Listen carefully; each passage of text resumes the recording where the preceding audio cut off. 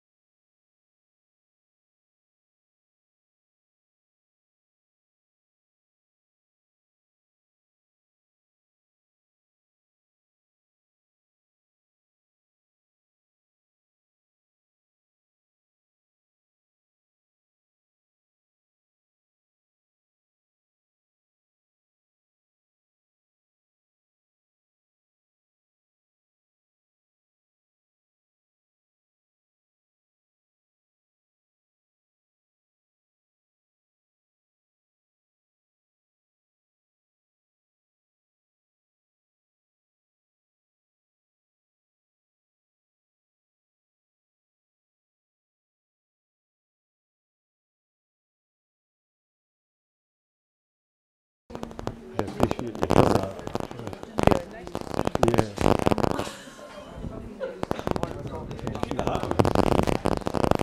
Really? Help me hide my eyes. Gives you the edge. Do you want to sit in the middle or do you want to sit closest to the lectern? Will you be using this lectern? Will you be using the lectern? Yeah, I'll leave it here. Let's try to get a few of these folk in the front for the film. Yeah, if anybody could like to sit in the front, please, you're more than welcome to. It's absolutely the audience was streaming online today. Thank you.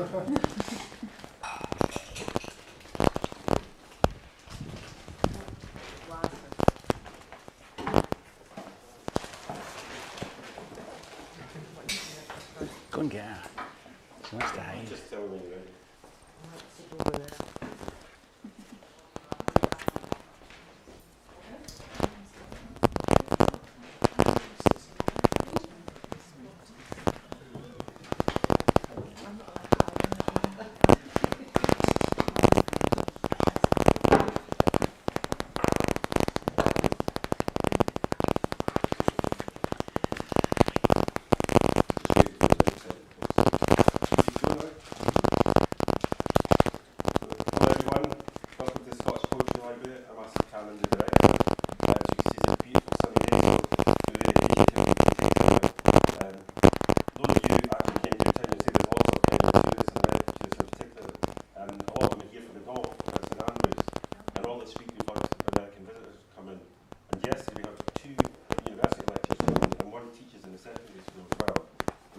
2010, but every young school children in America, they do what they call AST English tests.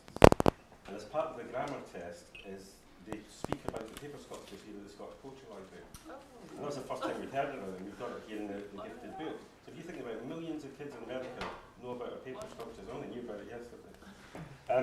So welcome to our event called Filmpoem with poets John Glenday, Vicki Feaver and film artist Alastair Cook. Alastair will premiere a new film sourced from John Glenday's poetry collection, The Firth, and both Vicki and John will be reading their work as well. Filmpoem is an artist moving image project founded by Alastair in 2010. As a collective, they deliver education and community projects and promote the work of poets, filmmakers and composers. They have collaborated with organisations such as the South Bank, the Poetry Society, Poetry International, Alchemy, Antwerpen Boekenstad, Poesy Centrum and House for Poesy. How was that? Pretty good, yeah. Very good. So I'll introduce Alastair and Alastair will then introduce John and Vicki. So Alastair is an Edinburgh-based artist. He studied architecture at the Glasgow School of Art, where he developed a focused interest in video and photography. He also attended Stirling University for a while, didn't he? Briefly, yeah. Yeah, that was my old university too. Big up to Stirling University, to the people at home as well. During his time in architectural practice, Alastair developed skills in visual communication and project delivery, and these underpin a parallel development in his artistic practice. Alastair has exhibited and screened internationally and has video and photographic artworks in several collections. His work in developing and sustaining relationships with tight-knit communities has elicited funding to work as an artist in residence in Scotland, Lithuania and Norway. He's an active workshop teacher and visiting lecturer and has extensive experience of independent working, gathering of independent funding and success in exhibiting and screening work both in collaboration and as a solo artist. So without further ado, I'll hand over to Alastair. Thank you very much. That sounds like the one I use to try and persuade Creative Scotland to give me some money. Okay, that was enough about me. The Filmpoem project, I think, started off principally because I love poetry, read a lot of poetry, but I'm not a poet. And obviously, in 2010, quite a lot of water has come under the bridge. We've done quite a lot of interesting things. Met some fantastic poets, worked with some great organisations. So I'm going to try and rattle this along because it's gorgeous. And what I'd like to do is have these two wonderful people talk for as long as they want. And what I am going to do is show you 4 very, very short film poems and then intersperse Vicki and John's reading with a piece of work that I've done with each of them in the past.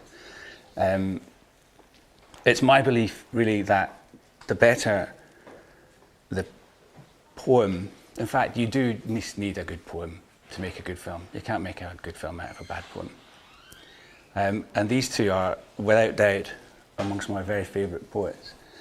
You know John Glenday and you know Vicki Feaver, and I'll let them talk a little bit about themselves when they read. So without further ado, I'm going to show you, initially, 2 film poems, 3 minutes in total. The first one is called Scene, and was the first one that I made, and was made using a, I think like the second generation iPhone. Technically, it's terrible. Emotionally, it's not, because it's carried by Morgan Downey's poem. The second one was much more open and allowed me to be free and to investigate what I was interested in, and lots of it's recorded with my family, travelling south to London. And it's called Emily Melting, and it's written by Gerard Rudolph, who is an actor and a poet. He doesn't call himself a poet, but the poem itself is really powerful. So Ali, if you could roll those first 2, please. Sure.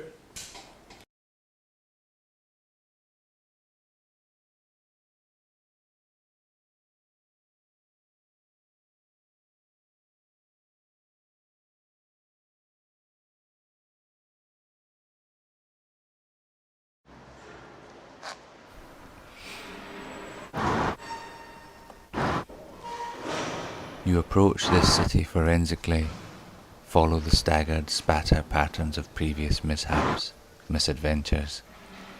They are warning lights guiding the way in a burning building. Dark smoke lies in embers in your lungs. until there it is, the red room, raw as mucosa, ugly with blood, the spilled guts of memory, a pathological geography. Here you thought you must die. Just a place, a waypoint, unsignposted, anonymous.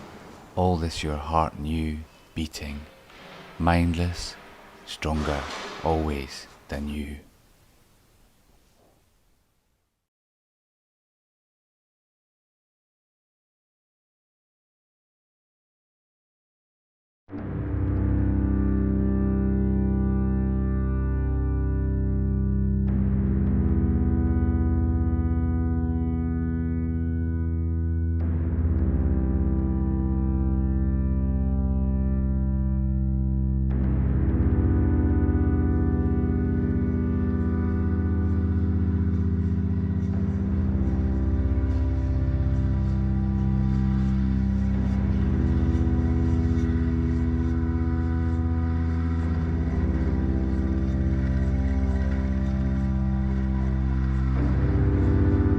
Put away the rag and bone past of drowned kittens and hand-me-down clothes.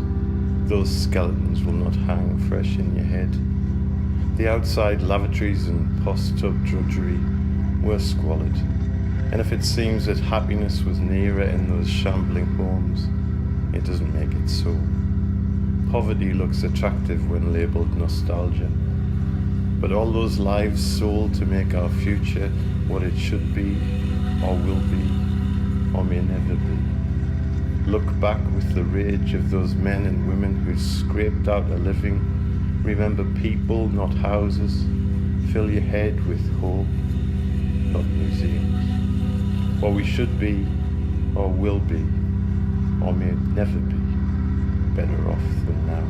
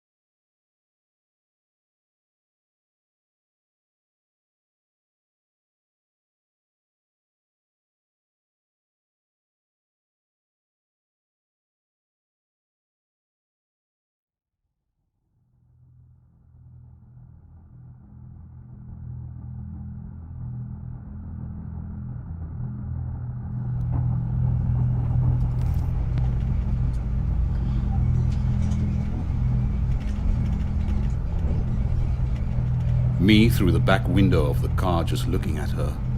Her rich soil and soap smell still on my shirt. Finally. This is poor memory. I am alone in that car. A boy, 5, driving itself down that street for the final time. No steadfast father behind the black wheel. No mother with hands sewn together in a lap like nothing they can do. No brother who points at things and says, I spy. No crying babe in arms sister. No sun-ripened loquats on the trees to tempt me with their yellow voices. And no radio providing an exit song. No. Just me watching her melt under the sun, into the soil, into the scratchy day, vanishing. Arm hovering in the air, as if she thought of a solution. Hand over mouth, joking an objection. Me and her, Emily, melting into the country that made us both, made us all melt. That was 1971.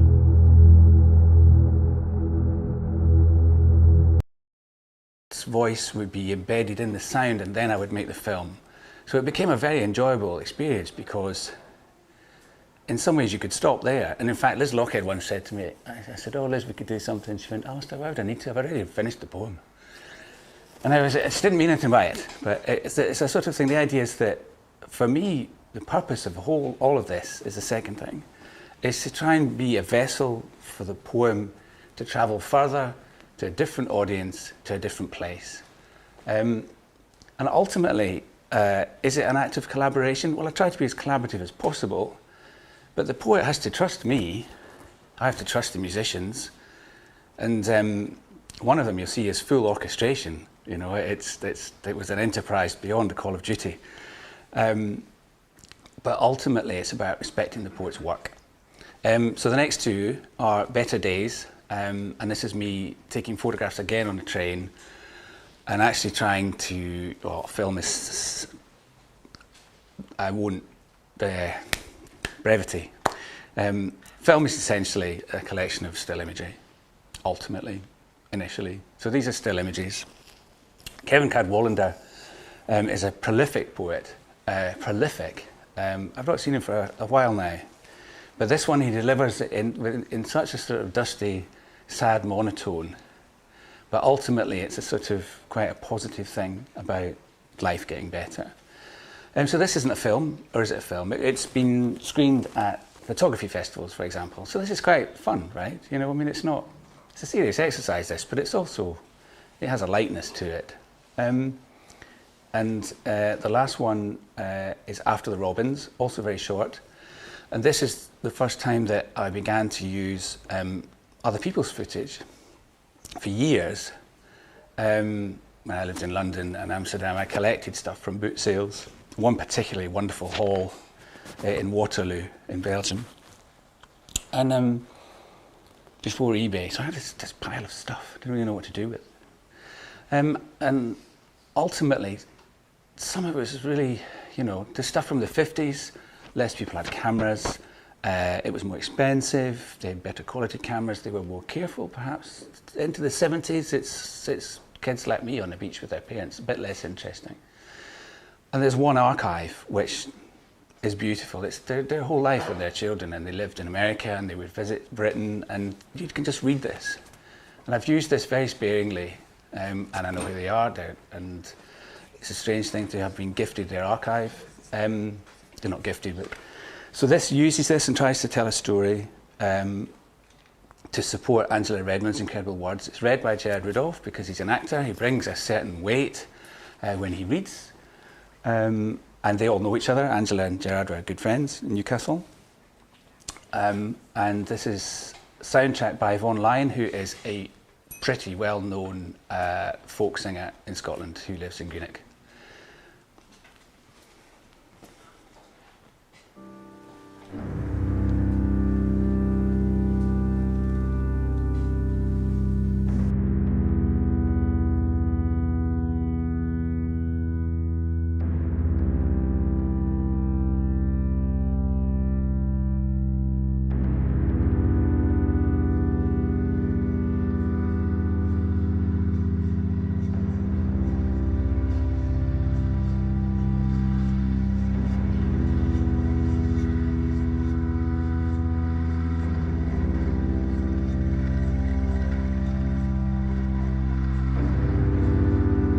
Away the rag and bone past of drowned kittens and hand-me-down clothes. Those skeletons will not hang fresh in your head. The outside lavatories and post-tub drudgery were squalid, and if it seems that happiness was nearer in those shambling homes, it doesn't make it so. Poverty looks attractive when labelled nostalgia, but all those lives sold to make our future what it should be, or will be, or may never be. Look back with the rage of those men and women who scraped out a living. Remember people, not houses. Fill your head with hope, not museums. Or we should be, or will be, or may never be, better off than now.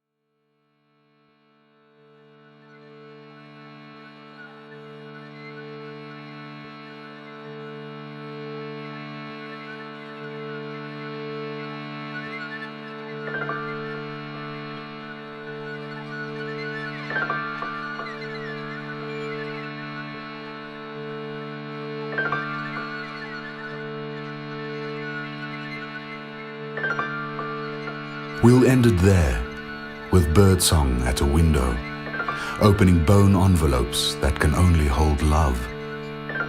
You stand beside me, a memory I'll cling to, a halo of blonde, a lifesaver floating in the night. Next to you, I'll be the guy with the chicken walk, a friend from the neighborhood, content in diners, sharing cola through a straw. Imagine it's as simple as a Jehovah's Witness and the pest control man, stenciled butterflies on our walls, our home within fences painted porcelain white, daffodils close tight as dusk probes their insides. The kids always file home, neat as penguins. Imagine I'll just keep on loving you, long after whatever mystery you presented has been solved. I'll mow all my Sundays, the lawn where Father fell. We reserve him, other people, for holiday barbecues.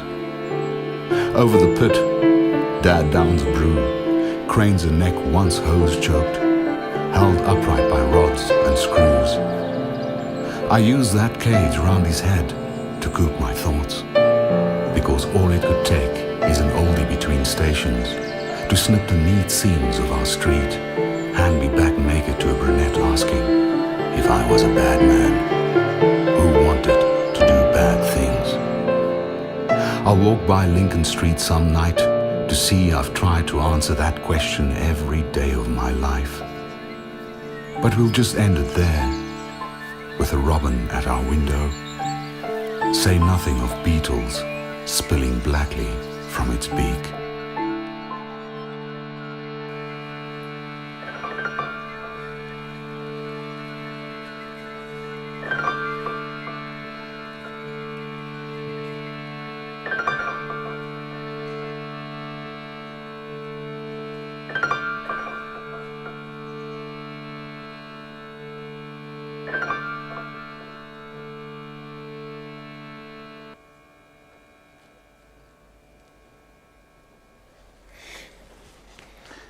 Right, that's your lot for now. I think the clear thing for me is that lots of this is altruistic, lots of this is pro bono, lots of this is about asking people whose work you love to work with you, and lots of it is based around trust, and especially the poets. For me, I'll be honest, you know, as an artist, we're quite emotional, we're quite driven. There are lots of things that I chastise myself about in my life, but this is one thing that I like, that I do very much, and I'm really appreciative of the opportunity to show you it very much. So anyway, the reason you're here is the poets. So we'll start with John. What I'd like the poets to do really is introduce themselves, because I'll only embarrass myself, and read for as long as they like, as long as they feel appropriate. Then I'm going to screen a piece of work that I did with each of them. The one I did with Vicki is called The Gun, and I've got to say that if I'm allowed a favourite, close your ears, then The Gun is my favourite, somehow. I'm allowed to like it, right? The Gun, somehow, it just came together with James, my guy, one of my oldest friends, and Luca, the sound engineer. And through all of this, Luca started working on this when he was in his mid-20s, a bit younger than I am. And he was at college, and now he's a professor of music in Egypt, right, in Cairo. You know, and this is lovely to kind of maintain these relationships. And the same guys have worked with me on the one you'll see at the end for John's work from the Firth. So this is the great thing about it, the warmth that surrounds this project. John is going to read from the Firth, I think, and some other things. I am indeed. I'm going to use the podium because it makes me feel important.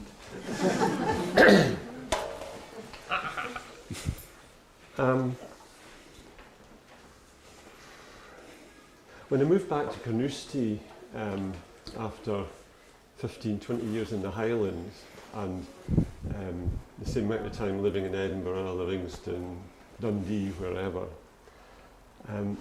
I was moving back to the area where I'd grown up for the first 18 years of my life, and I found myself wanting to write about identity, about belonging. You know, how do we know where we belong? And going back there, I felt, yeah, this is really where I do belong. But most of my life I hadn't been there. And what was going on? My father's family have lived in that area for hundreds and hundreds of years. You know, I don't know. I think the 16th century is the earliest reference to them being there. My mother was a refugee. Her family fled London in 1941, the height of the Blitz, and moved up to live with relatives in Firth, where they were safe, and never went back. So I became interested in why I feel like I belong there. And because I'm Scottish and never write about things directly, it was always weeds that came up, weeds and wildflowers came up as the metaphor for this. Because what are weeds other than flowers that are growing where we don't really want them? You know? And I think if there was legislation, and I'm serious about this, if there was legislation that said that weed killer had to be renamed wildflower killer, much less of us would use it ever. You know? And that's the last I'm going to talk about that. So I'll read two poems from the Firth, two wildflowers, and three poems that one of my critics called hardcore poems, which are much newer. Wildflower. This one has an epigraph from Cesar Vallejo. I love plants for their roots, not for their flowers. Wildflower. Someday to wake as the dull weed growing from its disregarded name, happed in the shabbiest of Scotland's colours, built to be often stepped on, never picked, oozing a fusty, nothing to speak of scent, useless for buttonhole or herbal, downtrodden, overlooked, outgrown. And yet those roots, how widely they spread, how deeply they run. Now, there's a thing no one will ever understand. And the second wildflower is Godspeak trefoil.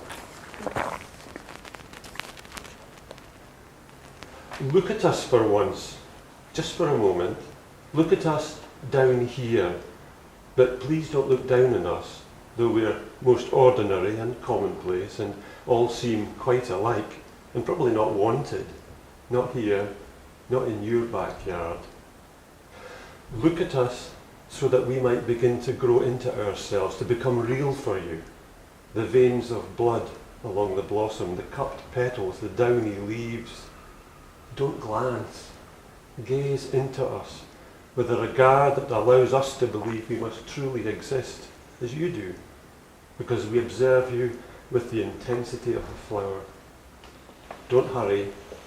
It will prove worthwhile. Look at us as we deserve to be seen. It won't be a waste of time. In fact, it might just change your life.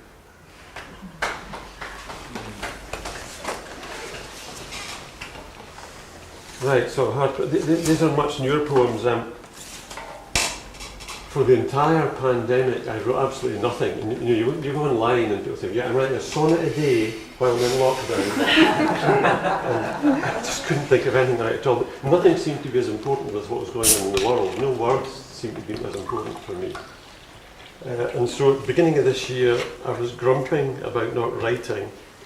And I thought, I'm just going to write every day without thinking about what I'm writing. Because I've no ideas in here at all about what I should be writing. And so these are kind of unlatched poems, and all I did was take a painting, and they're all like phrastic poems, take a painting, ideally an abstract painting, so there was no narrative in the painting itself, and just began from there. The title of the poem is the title of the painting. And so some of them have got stories, some of them don't. I'll read 3 of these, not enough. The first one's Wilhelmina Barnes-Graham, the Fife artist, well, St Andrews and St Ives, she actually worked from. And she was one of the greatest Scottish artists of the 20th century, and just still remarkably overlooked. North Sea Fife, 1977. Lazy wind, my father used to say, that can't be bothered going round but slices through your workings. of whom the fitting epitaph, a winter gale, his voice. These days my fingertips turn white with the season, which is death taking me by the hand, so I've been told, though I feel nothing. What quarter of the wind brings rest? Why travel like this always, and to where? Breath scribbles breath in the sharpening air, that scent of winter in us, like a rusty blade. Distances forever far too near and nigh unreachable.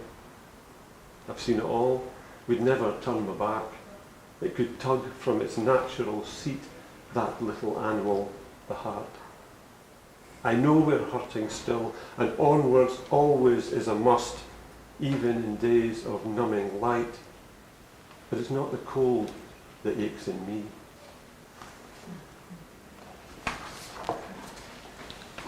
Falling Blue 1963 by Agnes Martin. Agnes Martin was an interesting Canadian artist. She grew up in rural Saskatchewan and then moved to the States, lived an extremely isolated life. All her paintings are minimalist abstracts, virtually no shape on them at all.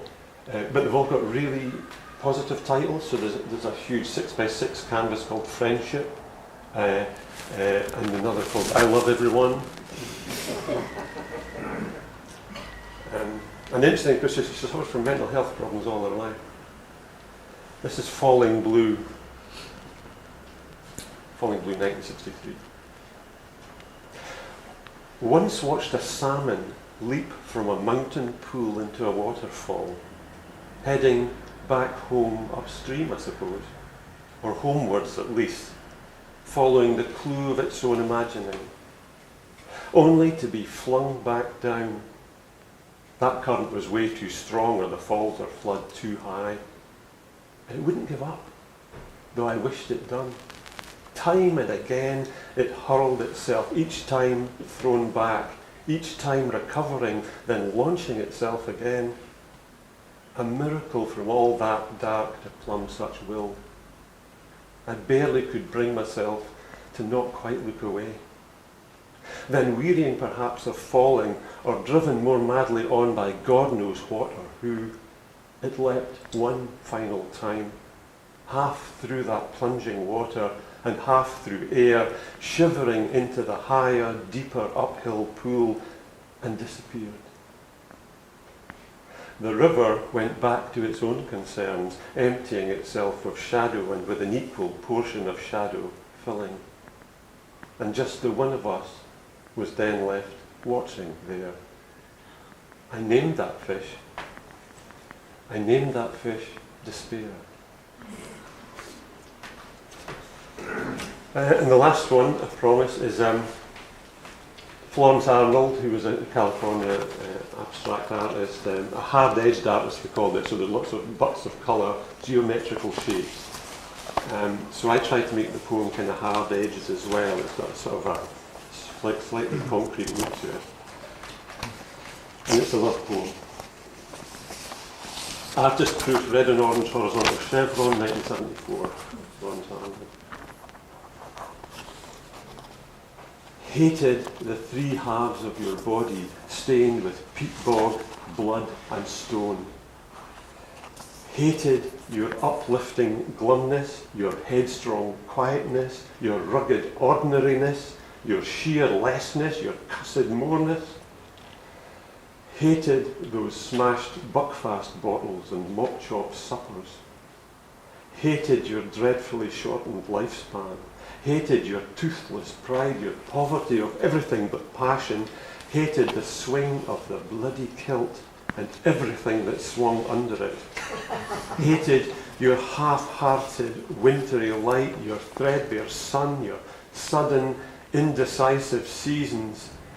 Hated the White Heather Club and all the gutsy shite football. Hated that instinctive way you doffed the cap you didn't wear. Hated how meagre you were in your own praise, yet quick to praise others. Hated your brash, wild, restless sea, your tirelessly dumb mountains.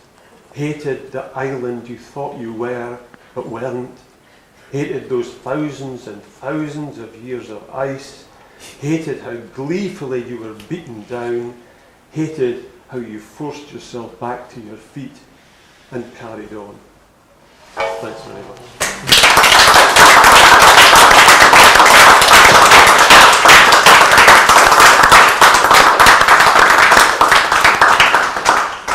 I'd like to just show you, this is probably twice as long as a film poem should be, and you'll need to forgive me. The length of it comes from the orchestration, and it's by a musician called Lucy Holland, who enlisted, I think, her entire year at college, and put together really something quite beautiful. It's a poem by John called Alpa, and I suppose I used it as a love letter to Glasgow, actually, and found an old film and got permission to use it from, I can't remember who, but I'll say. So sit back and you can close your eyes and listen to this one more than watch it.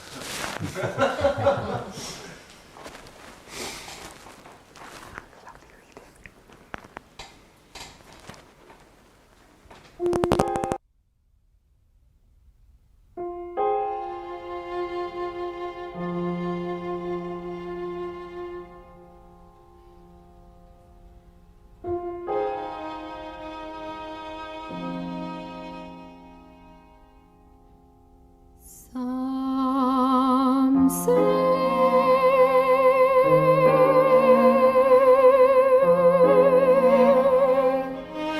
she looks like an old witch, a dark calish with a cat's tail of islands for hair.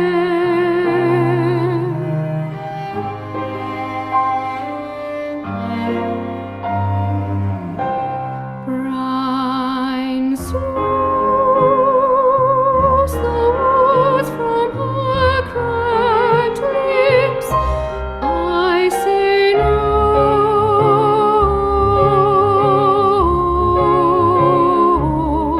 I say no.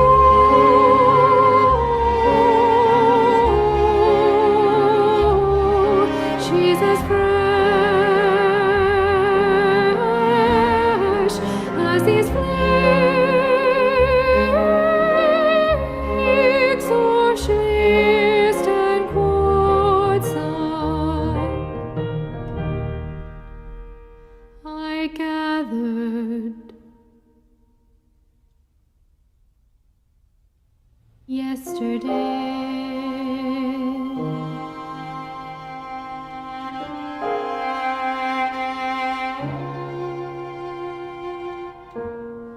Some say she's barren.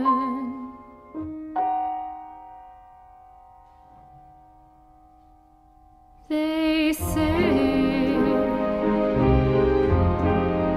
and them scarce know ways down the road to birth. The four arts buried there.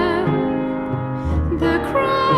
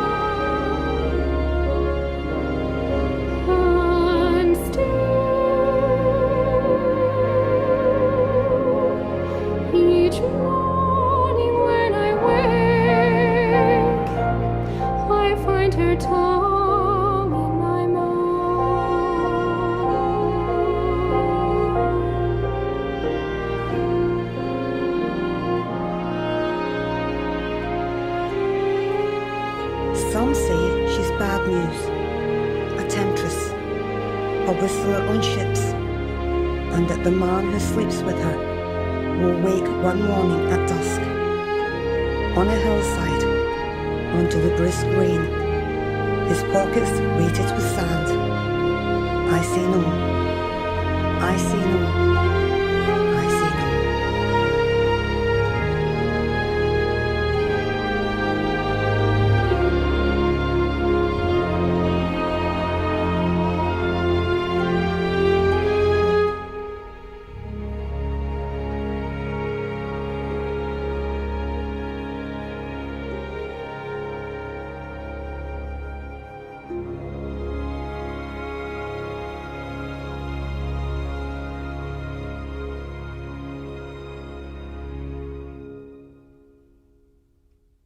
Particularly illustrates the trust that the poet has to place in everybody else's hands. I mean, John isn't even in it, but all his words are in a jumbled up order.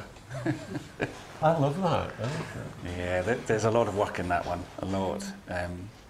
That's a sort of redux. There was a version, I think you initially read it. Yeah. Anyway, so John and I have supported enough of a support act, and you're all here to see Vicki. I'm sure I am. I'm going to go to introduce Vicki by saying one simple thing that before, when I came across Vicki's work, it sort of burned me beautifully, and the idea of ever working with Vicki didn't really occur to me when I was doing all this, because it starts as a little project that you're doing amongst the people you already know, and gradually people sort of quietly scratch at the surface of it and say, so what exactly is this? And then when Vicki agreed to work with me, and I remember recording Vicki and recording the gun, I was too scared to do anything with it. I had this recording. How can I make it good enough? Because the words, for me, are phenomenal. And so, Vicki, I thank you. And I look forward to hearing you read. You're not going to put the gun on No, now? We'll do the gun okay, afterwards. Yeah. Right. They can judge whether it was good enough.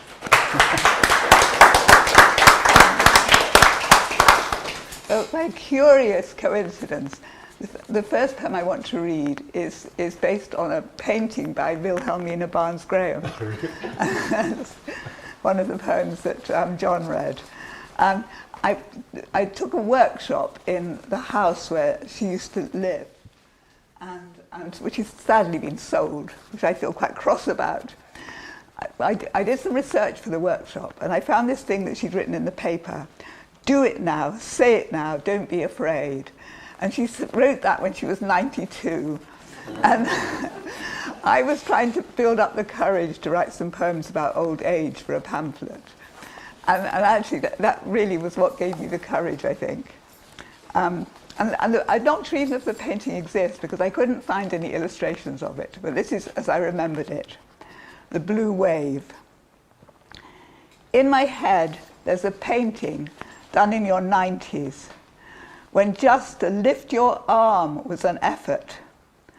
A single brave upward sweep with a wide distemper brush, so loaded with paint, the canvas filled with the glistening blue wall of a wave before it falls.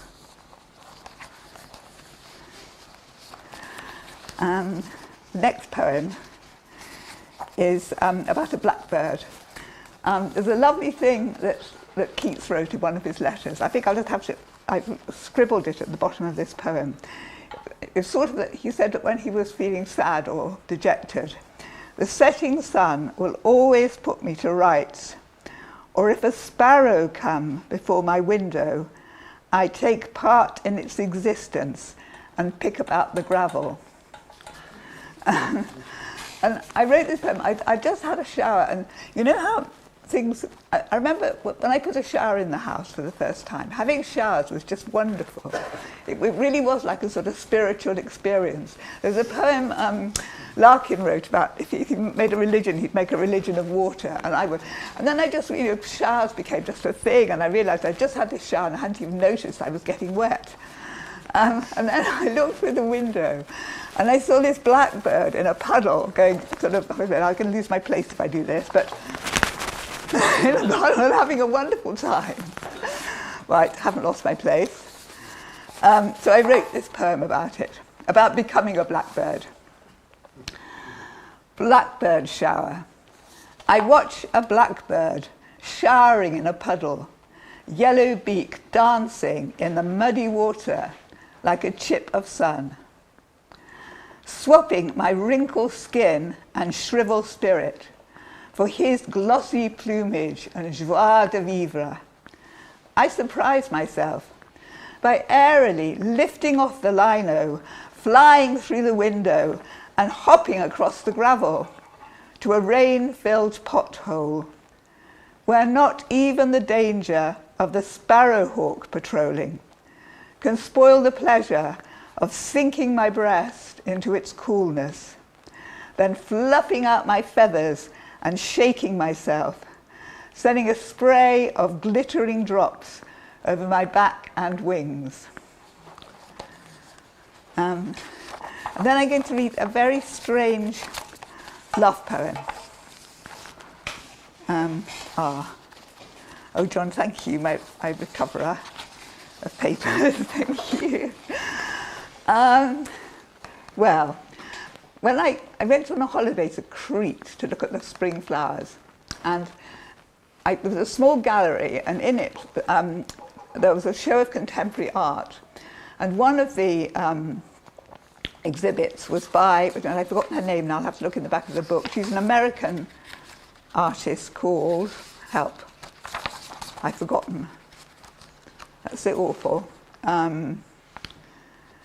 Marina Abramovich.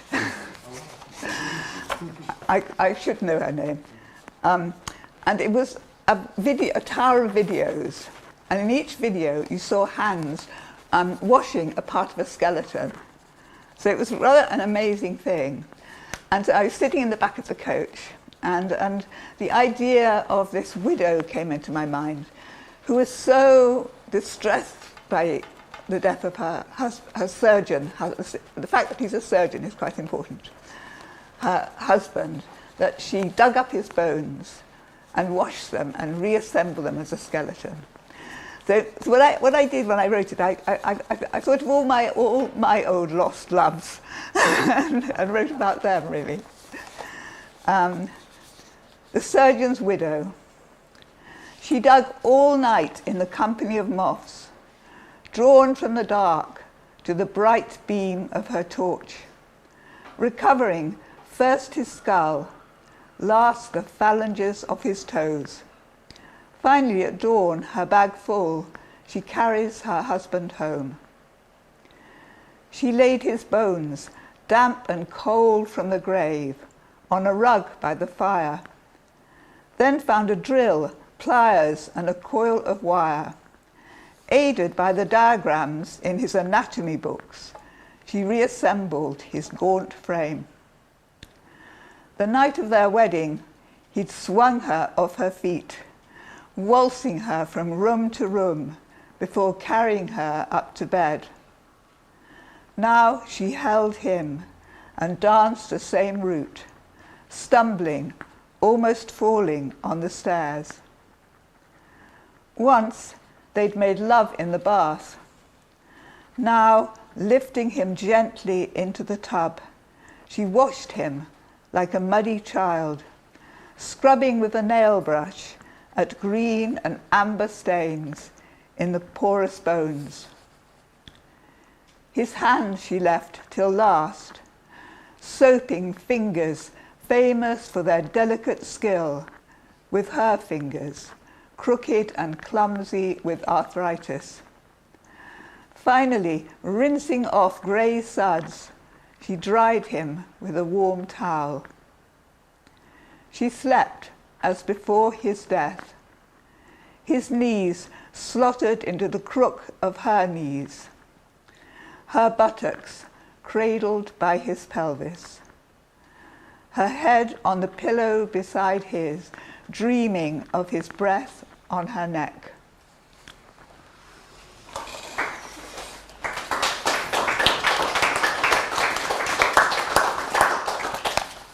So I'll just read I've recently, because I've got Parkinson's disease, I've been writing some poems about that. The poem I meant to bring, I've forgotten, or at least I've forgotten half of it. I don't think I can remember the other half. So I'm going to read this one. One of the problems for me is just losing words, which then come back to me, but at the time they're lost. The woman who lost words. She lost the name for a meadow flower, like a small, round amethyst brooch, and of a hairy, green-fleshed berry. Sheepspit and kiwi fruit returned to her, but the word on the tip of her tongue for an ugly sight. She wanted to describe the shining disguise of a blanket of snow, slipped to the back of her throat. She scoured the dictionary and thesaurus, searching as frenziedly as her dog, sniffing behind curtains and under chairs and sofas for his hidden ball. She began to wonder if the word existed when a friend gave it to her. I saw a word staring her in the face for a sight it hurt to look at. Her dog's search tool was his nose. Hers was the faulty circuitry of a brain that lost words and found them and lost them again, as if the inside of her head was a shaken snow globe, where words, mingling with the storm of whirling flakes, settled randomly, revealing some and burying others. I'll read one more. I can't decide which one to read. I think I'll read this poem. I really enjoyed lockdown. And there was a bit of me that wanted to stay locked down, sort of safe. But obviously I also enjoy going out into the world. And I wrote about that in this poem. One of the first things I did was go on, when lockdown ended, was go on a little expedition myself to Cramond. And I walked through the boatyard with the boats. And so I used those as a metaphor, really, for either being holed up or exploring the world. And this has also got two paintings in it. It's got paintings by the German Romantic painter, Caspar David Friedrich. And I don't know whether, one of my favourite paintings is this painting of a woman just looking through a window. You see her from the back. And then there's another of his paintings as well in it. Yachts, lined up in the boatyard, suspended in cradles for the winter. The yachts remind me of how I loved lockdown, holed up safe from the world's storms. When the weather warms, cranes will lower them back into the water. Buoyant again, and with crews returned, sails alive to the wind, they'll return to voyaging. I have the excuse of old age and frail bones to stay cocooned in the house. It's dangerous out there, as dangerous as wild weather and rocks to a yacht. I could spend my last years like Friedrich's woman at a window, watching the masts of boats pass to and from the river mouth. Or I could be the woman in his painting of a yacht with ballooning sail, sitting in the prow, drenched by spray as it bucks the waves.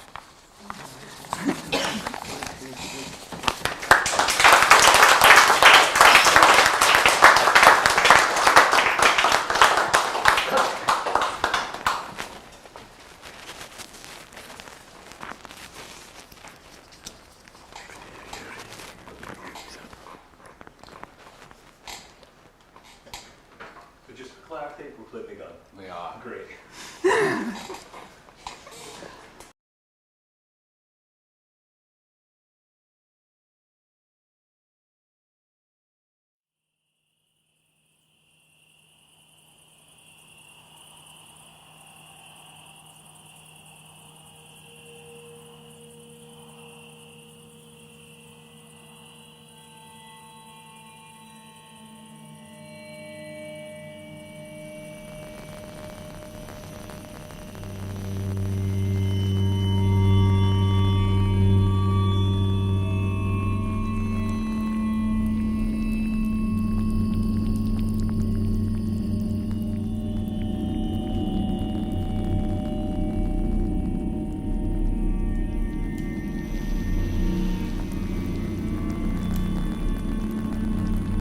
Bringing a gun into a house changes it. You lay it on the kitchen table, stretched out like something dead itself. The grainy, polished wood stock jutting over the edge. The long metal barrel casting a grey shadow on the green checked cloth. At first, it's just practice. Perforating tins dangling on orange string from trees in the garden. Then a rabbit shot clean through the head. Soon the fridge fills with creatures that have run and flown. Your hands reek of gun oil and entrails. You trample fur and feathers. There's a spring in your step. Your eyes gleam like when sex was fresh. A gun brings a house alive. I join in the cooking, jointing and slicing, stirring and tasting, excited as if the king of death had arrived to feast, stalking out of winter woods, his black mouth sprouting golden crocuses.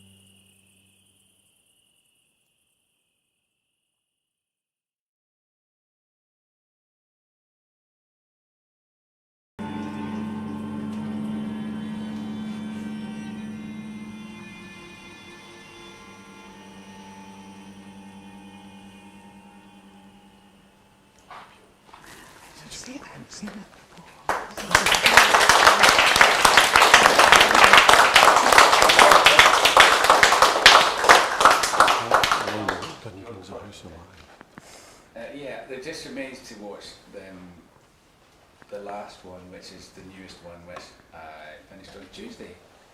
And it is a diptych. Again, thanking John for his flexibility and letting me move things around with this work.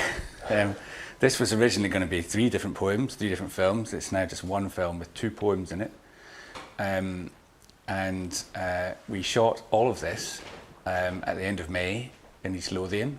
I'm sorry we didn't come across the water, but it's close enough. And it's called the Firth, which is just named after, rather than put both the poems in. So it's June grass in January, and also yes, thank you.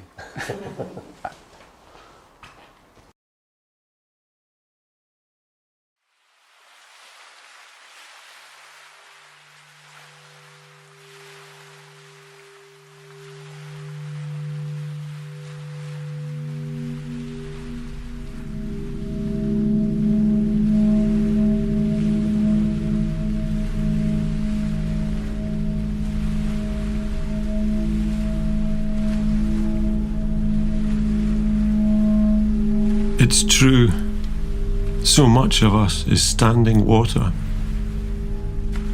No wonder you crept down to the shoreline in the last of the light, despite the hungry cold.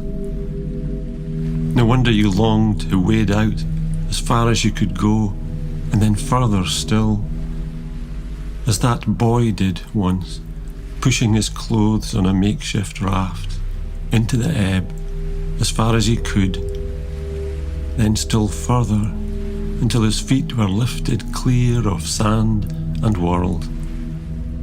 The river cradling his weight towards its grey mouth tenderly, almost lovingly, drawing him in, nearer to the point of all but no return. When, suddenly, missing everything he had dreaded and loathed and run from, he let go, naked, and struck out back towards his life from his life, leaving everything of himself but himself on that raft, neatly folded, drifting out to sea.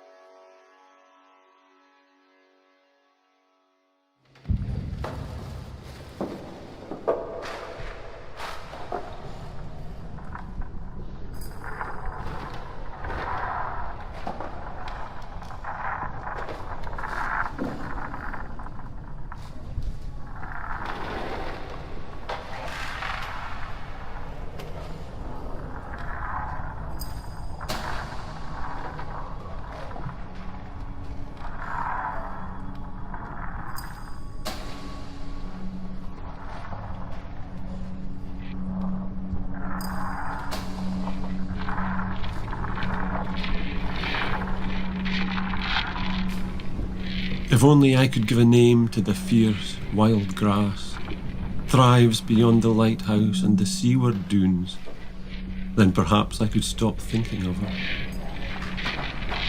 How it glows a fulsome ochre, even in the winter when the light sleeps. So many oars dipped in a salty flame. How it bows and acknowledges the wind, but nothing more.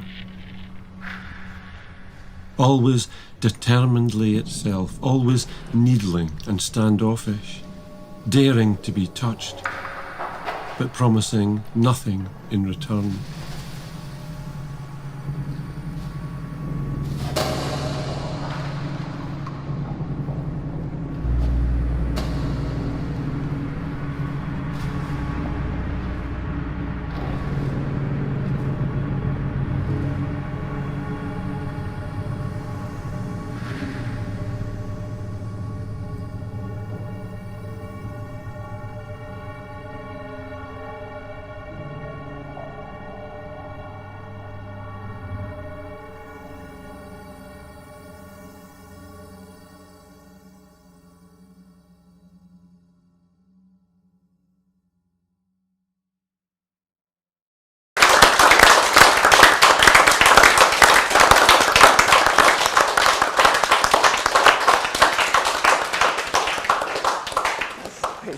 It's a bit warm, but if you do want to chat to the venerable poets, we could open it up for a quick discussion, or if you all want to get outside, you can do that. They're lost in conversation. Yeah, we'll have time for 5 minutes of questions. We can carry on the conversation downstairs. Sure. Well, I can start if you want. What I'm interested in is, of course, all of those are the same in many ways, apart from Alapa, which removes the poet almost entirely. And how do you feel about that? I love it. You actually apologised at one point that sorry the things to do with your poem. But I don't know how Vicki feels, but that's what I like about it. No. Was it the one with the singing voice? Yeah. Yes, it was beautiful. I mean, I didn't see the images, but you said close your eyes and watch it. So, one thing is I didn't see the film, but it was the music was beautiful. Yeah. It was really gorgeous.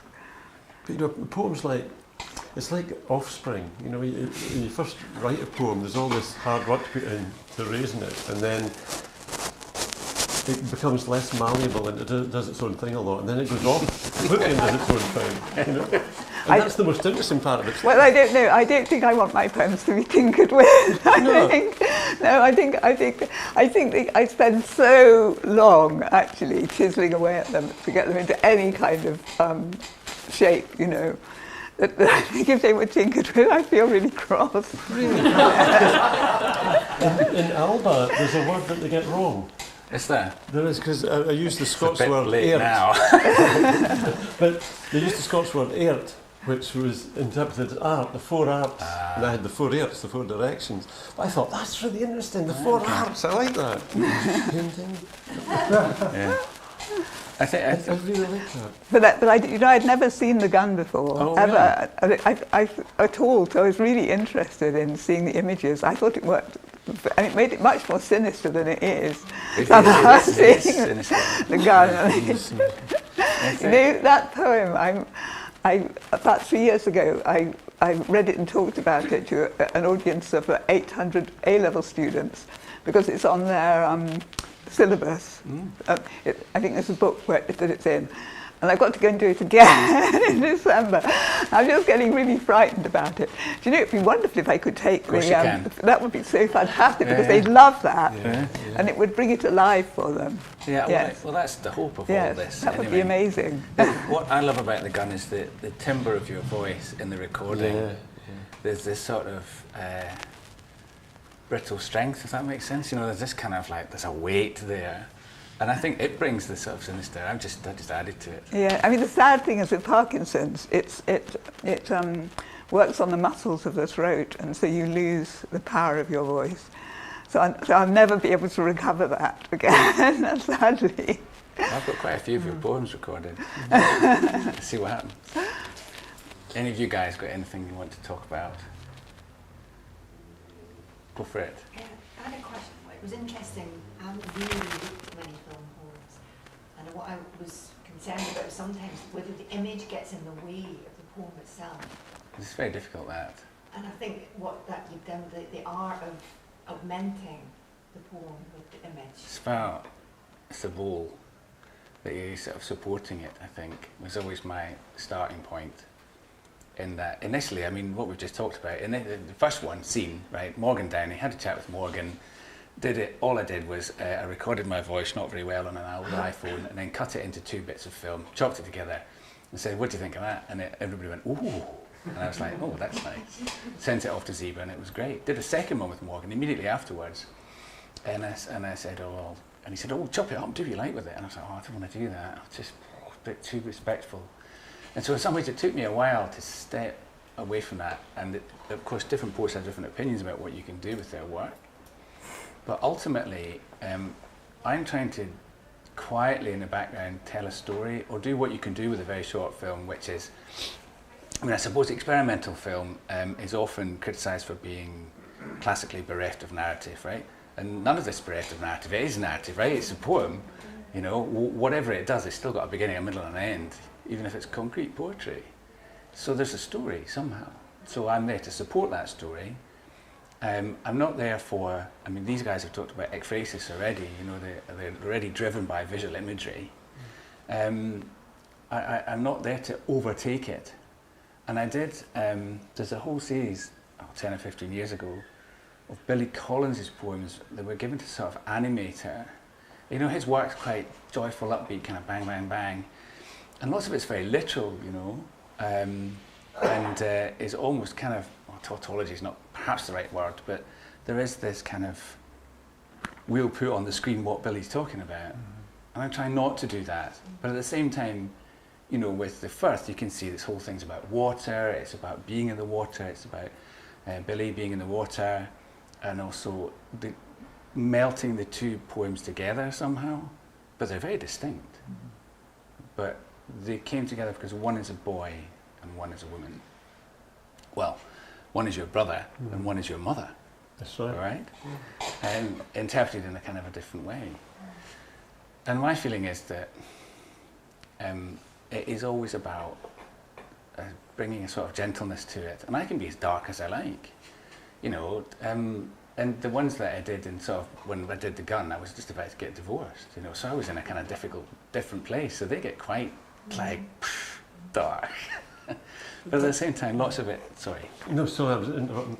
What I liked about The Gun is, because I know the poem, and then when the camera closes in on the gun at the beginning, I thought, I don't want to be this close to it. You know, there's that lovely tension you get, because I knew what was coming. I thought it was so well done. Yeah, oh, thank you, that's kind. Go for it. I'm feeling that what the film part does is that it hides the emotion somehow. that are contained within the words of the poem. Is that a conscious thing when you're doing that, or do you find that it's coming from inside of you on top of the poem? Well, there has to be a bit of that, because the entire purpose of an artist is to reinterpret what's around them in some way or other that is either attractive or unattractive to others. Partly this is John's fault again, in that one of our early discussions, we've got the right people along at least today, right? But part of our early discussions were about what happens to a poem when it leaves the page, and we still have talked about this loosely over the years, in that it takes its own voice. I think it's something that you said about, you know, the stanzas fall away, punctuation disappears, and it's lifted. And partly it was about referencing, well, I thought, the fact that hopefully most of us, all of us, were read stories when we were little. You know, you're taking something off the page, so it's something very familiar to us, lifting something from the written to, you know, oral only. You know, and you can sit and listen to the poets. And that's what I meant about the sound before. Because, you know, as we were talking about, not being able to see Alapan, there is something really stirring about it. You know, I know what it looks like, but to just sit and listen to it, like, maybe you don't need the visual at all. But so that's it, pulling these three things together is quite, yeah, well, for me it's a joy, right? I'm not sure that's an answer. It's a bit of a story in itself. Should we wrap it up? Yeah. Okay, thank you very much. It's an honour.